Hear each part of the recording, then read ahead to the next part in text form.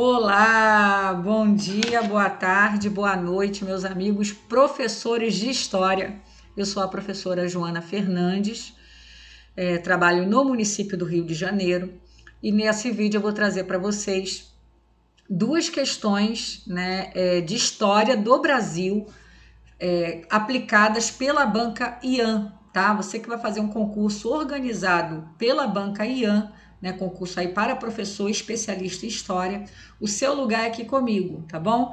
Nós vamos aí trazer duas questões de tópicos que caem muito em prova, caem demais, despenca, tá? Eu nunca fiz uma questão, por exemplo, sem o governo Getúlio Vargas, sem pedir nada sobre Getúlio Vargas, eu nunca fiz uma prova que não tivesse pelo menos uma questão sobre o Getúlio Vargas. A gente vai trazer uma questão da IAN, abordando esse tópico, e também o período joanino, porque você sabe, no ano passado nós tivemos o centenário da independência do Brasil, então todo esse recorte da história do Brasil que antecede a independência e pós-independência, tem sido muito cobrado nas provas de professor de História Brasil afora. Então a gente vai trazer uma questãozinha também sobre esse período joanino da banca IAN, tá bom? Antes da gente fazer as questões, aí a gente entrar nos resuminhos, vou trazer aqui algumas dicas bem interessantes para você. Deixa eu mostrar para você, professor de História, um material que eu tenho um orgulho imenso de trazer, porque quando eu estava aí no seu lugar estudando, como eu desejei ter um material como esse, eu não tinha, tá? Nós estamos trazendo para vocês 349 questões comentadas só da parte especializada em história, tá? Só daquela parte específica do edital. Você sabe que quando você está estudando para professor de história, para professor especialista, normalmente a gente encontra muita coisa da parte geral, da parte de pedagógicas, mas quando entra na parte específica do nosso conteúdo, é muito difícil encontrar até mesmo questões para resolver. Então, a gente está trazendo para vocês aqui 349 questões comentadas de professor de história, para você treinar muito para a sua prova, fazer muitas questões e com certeza chegar na sua prova muito preparado para poder conseguir, aí o seu lugar, o seu espaço no magistério público, tá bom? Pessoal, aqui está o nosso material. Você clicando aqui no download, ó, você vai abrir um pedacinho, você vai ter uma amostra pequenininha, tá? Para você ver como é que o nosso material é organizado. Primeiro você vai ter 349 questões, assim, ó, vem a questão e em seguida vem um comentário da questão, tá? 349 questões com um comentário. Depois, no final, vai abrir para você novamente as questões, só que sem o comentário. Por que isso? Para você poder primeiro fazer sem comentário, aí você vai lá ver o gabarito, aí você vai ver as dúvidas que vão aparecer, você vai ver aquelas questões que você errou, aquelas questões que você teve dúvida, e aí você vai olhar os comentários, e se você sentir que de fato aquele assunto é uma lacuna no seu conhecimento, o que eu te aconselho? Aí buscar, pesquisar, ler sobre o assunto, para chegar na sua prova com seu conhecimento o mais completo possível, para acertar aí, o máximo de questões possíveis, tá bom? Você vai para a tua prova para acertar todas as questões fáceis, acertar as questões médias e acertar uma boa parte das difíceis. Se você fizer isso, você consegue a sua vaga, tá bom? Pessoal, onde você vai encontrar esse material? Tá aqui, ó, expressoconcurso.com.br, o link, tá, do nosso site está aqui na descrição do vídeo. Aqui na descrição do vídeo tem os nossos canais de atendimento, tem o nosso Instagram, vai estar tudo aqui para você entrar e conferir, tá? No site do Expresso Concurso, ó, você vai vir aqui, ó, questões professor especialista. Aí quando você clicar, vai abrir aí, porque tem para professor de história e para outras disciplinas também, ok? E tem um outro material, tá, que eu quero apresentar aqui para vocês, que é a nossa Lei de Diretrizes e Bases da Educação Nacional, nossa LDB, simplificada, tá? Esquematizada, para você poder estudar de uma forma mais eficiente para a sua prova. A gente sabe que essa lei cai demais em concursos para professor de todos os segmentos, ok? Então você vai poder estar estudando aqui, ó, LDB esquematizada, tem para você aqui também um pedacinho, ó, para você ver como é que o material como é que o material funciona. E você adquirindo, tá saindo aí, ó, por R$19,99, uma super promoção, você tem que aproveitar, ok? Vai vir ainda de bônus para você 200 questões gabaritadas de LDB. Então, além de você ter o esquema, você depois vai poder ainda treinar com as questões. Então você pode estar aí adquirindo. Aqui no nosso site a gente tem todo o material aí feito para você, professor, tanto, né, o professor de cunho geral como o professor especialista. E um carinho mais especial ainda pelos meus amigos professores de história, ok? Deixa então agora, vamos voltar, né, para a nossa aula. Vamos voltar aqui, vamos falar aí, vamos resolver, né, essas questões da Banca IAN. Foram questões aí, ó, Prefeitura de Guaratinguetá, quase não sai, né, para professor de história. Vamos começar por ela. Ela vai falar do período joanino, tá? Aquele período da chegada da família real ao Brasil, né, no ano de 1808. É um tópico importante.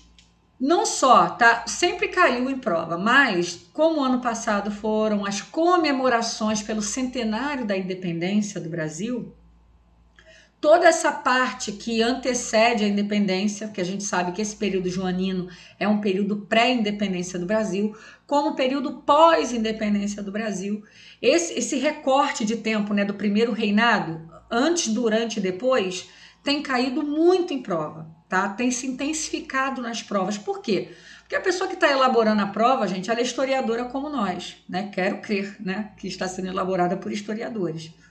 Então, ela está sendo exposta constantemente a essas matérias, a essas reportagens, revista especializada, televisão, periódicos em geral, enfim. É claro que ela vai ter esse olhar especial, né? Claro que esse tipo de assunto vai estar muito recente na memória dela e é claro que ela vai estar mais suscetível a pedir. Então, esse período você tem que olhar neste momento com muito carinho, porque tá caindo muito. Sempre caiu, mas agora tá caindo mais ainda, tá bom? Vamos lá, questão da Banca IAN. Vamos ler aqui, fala assim, ó. Um bom jogo de xadrez. Isso aqui é um trecho do livro da Lilia, tá? Lilia Schwartz, né? Que é uma historiadora aí que tem sido muito utilizada, né, pelas bancas de concurso, tá? Vamos lá, deixa eu marcar aqui para a gente poder fazer a questão. Deixa eu botar a vermelhinha aqui para destacar. Um bom jogo de xadrez. Aí está a metáfora ideal para pensar o panorama europeu em finais do século XVIII. Um xadrez cujas peças, por vezes, se moviam de forma ofensiva, ora atacando, ora procurando manter-se onde estava, sem chamar atenção.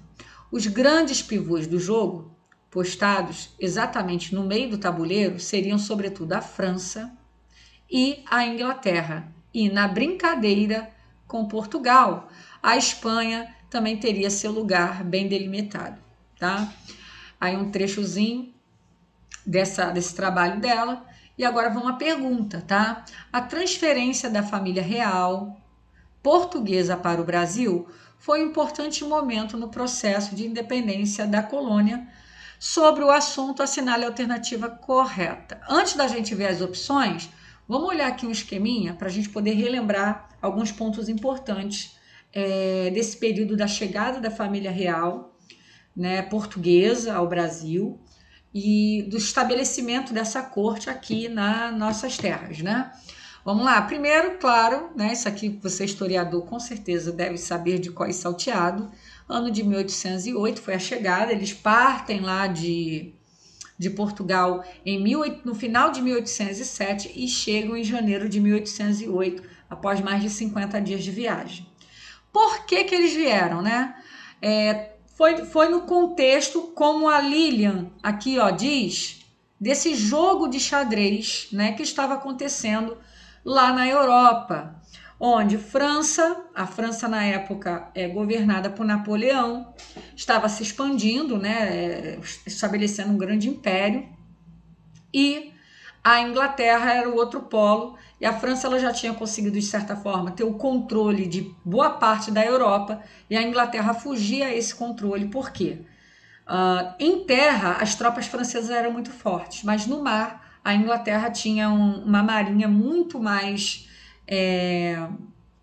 competente, muito mais eficiente, e a França não conseguia se sobrepor aos ingleses nas batalhas náuticas. É claro, né, a Inglaterra fica meio que numa ilha, né, cercada de mar, é natural que a marinha dela seja bem desenvolvida.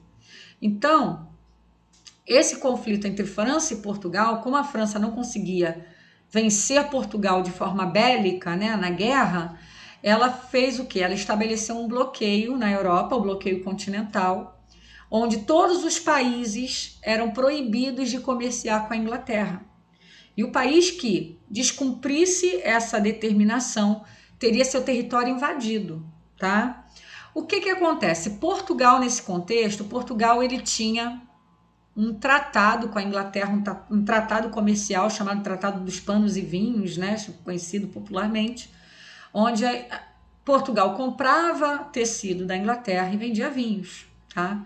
E isso gerou uma dependência econômica muito grande da corte portuguesa em relação aos ingleses. Os ingleses, eles tinham uma grande influência econômica, né, sobre Portugal naquele momento. Então os portugueses se viram numa situação que não poderiam simplesmente fechar as portas para o comércio inglês, eles não tinham, né, essa flexibilidade na época. E aí a solução encontrada pela corte portuguesa foi atravessar o Atlântico, né, e se abrigar nas terras brasileiras até que esses conflitos na Europa se resolvessem, tá? Então foi meio que uma fuga da família real para o Brasil. O que vai trazer, o que isso vai te gerar, né, aqui no Brasil na época, essa chegada? Primeira coisa que foi feita assim que eles desembarcaram em Salvador foi a abertura dos portos brasileiros às nações amigas, o que vai beneficiar muito os ingleses, porque os ingleses vão ter inclusive condições alfandegárias especiais. E aí o Brasil meio que se abre para receber e comerciar e consumir, né, diversos produtos ingleses. O Brasil se torna um importante mercado consumidor para a Inglaterra. Então a Inglaterra se beneficiou muito dessa chegada da corte portuguesa aqui no Brasil. Houve a criação do Banco do Brasil, né? Também houve início da atividade da imprensa régia, a instalação do Tribunal de Justiça, inauguração da primeira biblioteca, né, nacional, que era a Biblioteca Real Portuguesa, né, que eles instalaram aqui, Teatro Municipal, Jardim Botânico e diversos outros, vamos dizer assim, avanços no aparato urbano brasileiro com a instalação da família real, tá? Esse período também foi marcado por conflitos, tá? Aqui, por exemplo, no Rio de Janeiro, houve uma insatisfação muito grande, porque houve muitas famílias despejadas, né, que perderam suas casas, suas casas tiveram que ser cedidas, né, para abrigar membros da corte portuguesa. A família real, gente, ela não veio sozinha, ela trouxe mais de 15 mil pessoas, tá? Foram diversos, foi uma caravana, foi uma corte gigantesca que chegou ao Brasil. Então, para que esses nobres pudessem se abrigar, muitos tiveram que abrir mão das suas casas, né? Foram obrigados a deixar as suas casas. Isso gerou muita insatisfação. E a chegada da família real não atenuou algumas insatisfações regionais com a dominação portuguesa. E em 1817, ainda com a família real instalada aqui no Brasil, houve a eclosão lá da Revolução Pernambucana, tá? Que era uma revolução que desejava a separação, né? Ela era separatista, ela queria se separar de Portugal, queria fundar lá em Pernambuco uma república, tá? Era também uma revolução republicana, desejava fundar uma república ali em Pernambuco, ok? Então, foi mais ou menos isso, né? Um resumo de uma forma bem sucinta sobre esse período joanino. E com essas informações a gente já consegue acertar a questão. Quer ver só? Vamos lá? Ó, sobre a vida da família real, vamos lá, alternativa correta. Letra A. A vinda da família real portuguesa, assim como da nobreza e de grande parte da elite metropolitana, não, aqui está dizendo que não, teve relação com o cenário internacional e sim com a conjuntura interna da colônia que passava por uma grave crise. Gente, errado, né? Teve relação direta com o cenário internacional. Não há o que se falar da colônia passando grave crise, não necessariamente. O que vai trazer a corte é justamente o cenário internacional, é o conflito entre França e Inglaterra. A própria autora, se você não tivesse não estivesse lembrando, né, desse período, a própria autora dá a dica aqui, se você vê, ó, o jogo de xadrez, século XVIII, moviam peças atacando, aí fala sobre França, fala sobre a Inglaterra, tá falando do contexto internacional, tá? Externo a Portugal, que vai influenciar diretamente nessa vinda da família real. Portanto, a letra A tá errada, tá? Tá errada. Vamos lá. B. A chegada da elite portuguesa ao Brasil não trouxe maiores vantagens para os tradicionais parceiros comerciais ingleses, já que nesta época estava em vigor o bloqueio continental, o embargo francês aos britânicos. Gente, ela fez uma salada. Realmente a gente tinha um bloqueio continental, mas na Europa. E justamente por não aderir ao bloqueio continental que os portugueses vieram, que a corte portuguesa veio.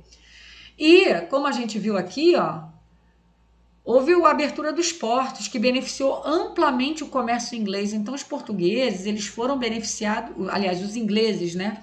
Eles tiveram muita vantagem, sim, tá? Com essa vinda da corte portuguesa para o Brasil. Então, essa também não é a nossa opção. Vamos lá, letra C. Pouco depois de ter chegado ao Brasil, a corte portuguesa organizou a estrutura administrativa, nomeou ministro, verdade, colocou em funcionamento diversos órgãos públicos, verdade, instalou tribunais de justiça e criou o Banco do Brasil. Gente, essa daqui eu já sei que está certa, essa aqui é a minha opção correta. Mas vamos ver a letra D, né? Ver o que está errado aqui, ó. Durante todo o tempo de permanência da corte portuguesa no Brasil, não houve qualquer movimento de rebeldia ou dissidência a Portugal, dando mostra do grau de aceitação dos colonos com relação ao rei nós, né, os rei nós, os portugueses. Gente, está errado. O que a gente viu aqui? Tivemos tanto a insatisfação aqui na nossa região, uma insatisfação que não gerou uma revolta, mas que houve essa insatisfação, não havia essa felicidade com a chegada deles, como também a Revolução Pernambucana, né, que aconteceu lá em plena estadia da família real portuguesa aqui no Brasil. Então também essa opção está errada, ok? Então tá aí, período joanino, estuda as revoltas separatistas, esse período é muito importante, sempre foi, mas ganhou uma importância a mais desde o ano passado, ok? Vamos agora, então, resolver uma questãozinha sobre o governo do Getúlio Vargas. Gente, olha só, deixa até eu respirar aqui e mostrar para você. Eu já fiz muitas provas, tanto de professor de história como de historiador, tá? Para cargos de historiador, de pesquisador, enfim. Eu nunca fiz uma prova, olha para mim, eu nunca fiz uma prova de professor de história, de historiador, que não tivesse pelo menos uma questão sobre o Getúlio Vargas. Então é obrigatório que você domine esse período da nossa história, que você leia bastante, que você esteja bem inteirado do que foi o governo Getúlio Vargas, ou os governos do Getúlio Vargas, né? Porque a gente não pode nem falar no singular, porque nós tivemos praticamente 3 períodos de governo do Getúlio Vargas, né? Quando ele sobe ao poder, né, através da revolução lá, da revolta tenentista, ele sobe ao poder com apoio lá dos tenentes. Ele governa democraticamente, né, debaixo de uma Constituição, vai vir a Constituição de 34, ele governa por um tempo ali de uma forma que poderia até se dizer democrática. Em 37 ele dá um golpe de Estado, que a gente vai chamar de Estado Novo, e ele vai permanecer no poder de 37 até 43. Aí ele sai do poder, aí ele retorna depois de forma democrática e governa mais uma vez, e aí acontece, né, aquele evento fatídico lá do suicídio dele, tá? Então, o governo de Getúlio Vargas não são os governos, né? O Getúlio ele teve vários momentos aí no governo do Brasil. Isso cai muito em prova, tá? O Estado Novo, então, né, de todo esse período, o Estado Novo é o que mais chama a atenção dos historiadores, é o que mais cai. Vamos ver essa questão da Banquian? Olha o que ela está dizendo, ó. A política econômica financeira do Estado Novo representou uma mudança de orientação relativamente aos anos de 1930 a 37. Nesse período, não houve uma linha clara de incentivo ao setor industrial. Nesse período o quê? No período anterior ao Estado Novo, tá? Isso aqui é o texto do Boris Fausto. Aqui no YouTube você vai encontrar, puxa, a história do Brasil por Boris Fausto. É um documentário completo, tá? São vários vídeos com vários períodos da história do Brasil narradas por esse historiador, pelo Boris Fausto. Ele também tem livros. Ele é muito pedido em prova. Então, é interessante você que está estudando para a prova de professor, né? Dá uma assistida nesses vídeos que vai te deixar muito por dentro da história do Brasil, tá? Então, ele está falando, na verdade, aqui, né, no período anterior ao Estado Novo, que não houve um incentivo, tá, ao setor industrial, o que vai acontecer depois. E é isso que eu quero que você preste atenção aqui, tá? Ó, sobre a economia e a política na era Vargas, e mais especificamente no período da ditadura do Estado Novo, avalie as assertivas e marque a opção, eu quero a opção correta, tá bom? Vamos dar uma olhada aqui em alguns tópicos para a gente resolver lá, ver as opções da questão, tá? Governo Getúlio Vargas, no caso aqui está falando do Estado Novo, aquele período que foi entre 1937, aqui está 45, né? Mas se eu não me engano foi 43, tá? Se estiver errado, você me corrija aqui nos comentários, mas foi até 43. O governo, tá? Nesse período do Estado Novo, o que acontece? O Getúlio já estava no poder, né? Estava lá tentando se equilibrar no poder. E aí, em 37, houve, né, o que se alegou ser uma ameaça, um plano Cohen, que seria um plano comunista para tomar o Brasil. Plano esse que parece que hoje já até se comprovou na historiografia que nunca existiu. Mas houve esse burburinho de que os comunistas, essa história de comunista tomar o Brasil não é nova, tá? Isso é muito antigo, tá? Então houve essa coisa de que os comunistas vão tomar o Brasil. E para que os comunistas não tomassem o Brasil, né? O Getúlio, ele vai e toma o poder, né? Ele toma ali conta do cenário, ele centraliza o poder nele e passa a governar de uma forma que ficou conhecida depois, de uma forma autoritária e ditatorial, onde ele passou a ter plenos poderes, tá? Então, nós estamos falando de uma época do governo do Getúlio, que é uma época, deixa eu botar em azul, porque agora aqui está em vermelho, né? Vai ficar tudo misturado. Uma época de um governo centralizado, tá? Tudo na figura do Getúlio, ele convergia nele muita força, muito poder, tá? E autoritário, tá? Porque se contrariasse a vontade dele, ele ia lá e tomava as atitudes que ele achasse melhor, não dava muita satisfação, tá? A Constituição que foi feita ficou conhecida como Constituição Polaca. Por quê? Porque se assimilava à Constituição lá do fascismo polonês. Havia uma identificação do Getúlio com o fascismo, tá? Com o fascismo do Mussolini na Itália, com o fascismo polonês. Ele tinha uma certa simpatia pelo regime fascista, pela filosofia fascista, tá? Só que presta atenção, eu não posso dizer que ele se alinhou ao fascismo, porque quando o Brasil entra na Segunda Guerra, o Brasil entra aliado aos Estados Unidos, que era contra os governos fascistas. Professora, por quê? Né? Porque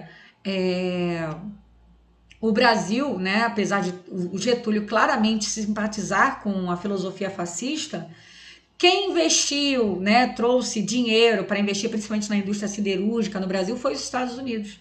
Então o Brasil precisava dos Estados Unidos naquele momento economicamente, para os investimentos e para a industrialização que esse governo, no caso, esse período do governo de Getúlio objetivava, tá?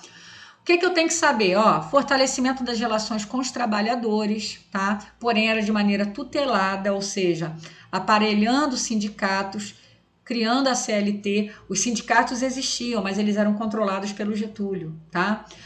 Houve a criação do CLT para quê? Para incentivar e regulamentar o trabalho urbano, incentivar que essas pessoas viessem, né, trabalhar nas cidades. Por quê, gente? Porque o grande objetivo do Estado Novo era industrializar o Brasil, era desenvolver a indústria brasileira, tá? Deixa eu tirar aqui rapidinho, deixa eu dar uma diminuída aqui para você conseguir ver. Era objetivo industrializar o país, criação de vários órgãos de apoio a estatais, né? Regulamentação dos operários urbanos na CLT. Então, houve a construção de várias estatais na época, porque havia ali o desejo realmente de se industrializar o Brasil e incentivar o trabalho urbano, ok? Uma outra questão também foi o Departamento da Imprensa e Propaganda, né, o DIP, né, DIP, que fazia tanto propaganda do governo, né, se você ligasse o rádio, a televisão não, naquela época não, mas se ligasse o rádio, os jornais, era tudo muito lindo, estava tudo maravilhoso, né, não se falava muito dos problemas. E também fazia censura, né, aquilo que de repente vinha contra, né, os interesses do governo, aquilo era censurado. Tá? Por isso que a gente fala que era um governo autoritário, porque é um governo que não comportava de forma tolerante a oposição. Tá? Então esse foi o período aí do Estado Novo. Se a gente falar do governo anterior de Getúlio, né, antes do Estado Novo, for falar depois quando ele retorna de forma democrática, a gente está falando de outros contextos. Mas se a gente falar do Estado Novo, esse períodozinho aí, a partir de 1937, nós estamos falando de um momento em que o Getúlio quer industrializar o Brasil. A gente está falando de um momento em que o Getúlio, a Constituição que ele faz para o Brasil naquele momento é muito parecida com a Constituição fascista, o que mostra o quanto ele simpatizava e se identificava, né, com os ideais fascistas do nacionalismo, né, do anticomunismo, aquela coisa. Ele era muito parecido com a filosofia do Getúlio, tá? Porém, não posso dizer que ele foi aliado do governo fascista ou que ele se alinhou ao fascismo, porque quando ele entra na Segunda Guerra, ele entra contra os fascistas, ele entra a favor dos aliados. Isso por quê? Porque ele tinha muitos interesses econômicos ligados aos Estados Unidos, então não poderia se opor aos Estados Unidos, tá? Então ali pesou mais o econômico sobre as ideologias, ok? Temos um governo considerado, né, de forte incentivo ao trabalhador urbano, criação da CLT, né, 13º, enfim, aliás, 13º não, gente, mas criação da CLT, criação do salário mínimo, 13º eu tô falando de outro período, não é agora. Criação do salário mínimo, então tudo isso dentro desse contexto do Estado Novo, tá bom? Vamos agora para a questão? Vamos ver, ó. Letra A, né, sobre esse período aqui, ó, do Estado Novo. Muito importante frisar isso. O trabalhismo foi um dos suportes principais do Estado Novo e poderosa ferramenta na construção da imagem de Getúlio como pai dos pobres. Gente, já tenho a minha opção correta, tá? Eu vou marcar um pontinho aqui, porque essa daqui tá certa, mas a gente vai ver se tem alguma outra que esteja mais certa, tá? Mas essa daí me parece já ser a correta, né? Um governo populista, era um governo que o Getúlio se colocava como pai dos pobres. Vamos lá. Letra B. Politicamente o Brasil estadonovista, né, era completamente alinhado ao nazifascismo durante a Segunda Guerra. Não, a gente já sabe que não, né? Apesar do governo simpatizar com as ideias fascistas, na verdade, ele se alinhou, né, aos aliados que lutaram contra o fascismo. Ele lutou lá ao lado dos Estados Unidos, dos aliados, tá bom? Então, essa não está certa. Mas uma pessoa pode ser induzida ao erro aqui, tá? A política industrial adotada no período getulista tinha por objetivo estimular as importações de artigos estrangeiros e, por isso, nesse período, ele criou o Banco Nacional do Desenvolvimento Econômico. Vamos lá, gente. Vamos lá. Essa daqui, basta você ter um pouquinho de consciência sobre como funciona um sistema econômico para você matar, tá? Quando eu adoto uma política industrial no meu país, eu quero que o meu país produza,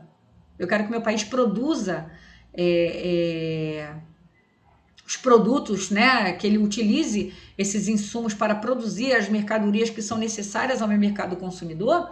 Eu não quero que o meu país compre lá de fora, eu não quero que ele importe, né? Eu quero que ele tenha para exportar, para vender. Então, se eu estou estimulando a industrialização, automaticamente eu estou desestimulando a importação de artigos estrangeiros, né? Uma relação totalmente oposta, tá? Então, aí já está errado. E ainda completa dizendo que ele criou o BNDE. E, de fato, ele criou, tá? O Banco Nacional de Desenvolvimento Econômico. Mas isso foi em outro período, foi em 1952, já quando ele retorna de forma democrática, tá? Isso não foi feito aqui durante o Estado Novo. Então, assim, uma questão que tem dois pontos aí errados, né? Se não pegasse um, você pegava outro, ok? Devido às dificuldades para a criação da indústria de base, né, Vargas passa a estimular a entrada de empresas estrangeiras, reduzindo impostos e aumentando a taxa de juros. Não, gente. Pelo contrário, ele quer desenvolver a indústria, as empresas brasileiras, um período extremamente ligado ao nacionalismo econômico, da gente fortalecer a economia do Brasil, tá? A gente fortalecer a produção do Brasil, ok? Então, a letra A a gente já sabe que é a nossa correta, tá? Então, pensou em Vargas, Estado Novo pensa em industrialização, pensa em nacionalismo, em oposição ao comunismo, em simpatia com os governos fascistas, mas ao mesmo tempo, né, se alinhando por questões econômicas aos Estados Unidos e entrando na guerra contra os países cuja filosofia eu sou simpático, mas ele entra, houve essa contradição, tá? Que cai muito em prova isso, porque é algo para confundir mesmo, tá? E essa questão do populismo, da CLT, né, do incentivo ao governo, ao trabalho urbano, à urbanização, até mesmo por conta desse projeto industrial, tá? Então é isso, gente. Letra A é o nosso gabarito. Esse período aí você tem que estudar bem, com calma, tá? Isso aí vale muita leitura, muitos documentários. Isso tem que estar na ponta da língua. Pode ter certeza, uma questão da sua prova é isso daí. Você vai fazer prova da IAN? Você vai fazer prova do professor de História? Depois coloca aqui no comentário, vai cair alguma coisa sobre Getúlio Vargas. Ele é campeão, né, de prova, campeão mesmo. Eu nunca fiz uma prova que não caísse nada sobre os governos, né, do Getúlio Vargas, principalmente Estado Novo cai muito, tá bom? Pessoal, é isso. Você viu como é que é estudar com questões? Você viu quanto conhecimento a gente adquire estudando com questões? É por isso que eu tô falando para vocês que esse nosso material, ele é fantástico. Você vai ter a oportunidade. Se eu fosse você, tá? Como eu já fui, né? Porque eu já estudei para concurso de historiador, de professor de história.